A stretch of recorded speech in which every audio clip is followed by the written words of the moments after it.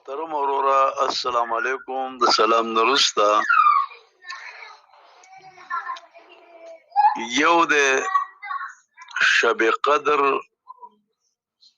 چې دا سرویتونه چې دی دا د شب قدر سره تعلق ساتي چې اول پکې الله کې اول اسمان تر کوزيږي او څوک چې د سوال کوي سوال الله قبلای او دا رویتونه راویانو د نصف شعبان سره لګولې دي.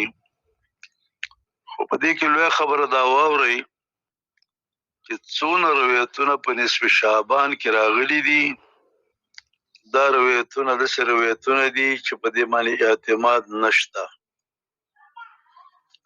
تفسیر قرطبی په تفسیر د سورۃ دوخان کې لیکلي دي چې د لیلۃ المبارکتون دغه تفسیر د لاندې لیکلي دي چې په نصف شعبان کې سرویت د سرویت چې هغه باندې اعتماد وشي د سرویت نشته. څونه روایتونه چې دین ټول ضعیف دي کمزوري دي. صاحب مشکات دا روایتونه ټول ذکر کړي دي او هر یو تن ته لیکلي چې دا ضعیف دي. واحد یو روایت دی چې هغه ته د ذوب قول نه دی کړي خو هغه روایت د ابن ماجه دی او پای کې ابن ابي صبره دی او ابن ابي صبره چې دام ضعیف دی. لہذا څونه روایتونه چې دي په دې مسله کې روایتونه ضعیف دي.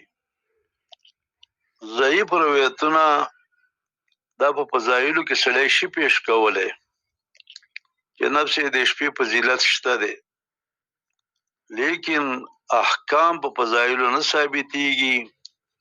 نو لہذا که د خلکو عادت مخکنه داو چې د شپې تهجد ته پاڅېږي تلاوت کوي ذکر او اذکار کوي په دیش پکې وکړو ډېر ښه وکړو.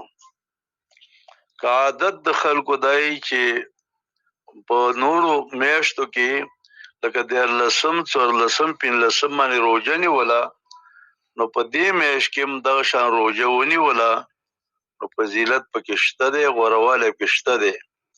لیکن دومره ده چې روایتونه کمزوري دي نو احکام شرعیه پې نه ثابتېږي نفس په فضایلو کې پیش کولی شي.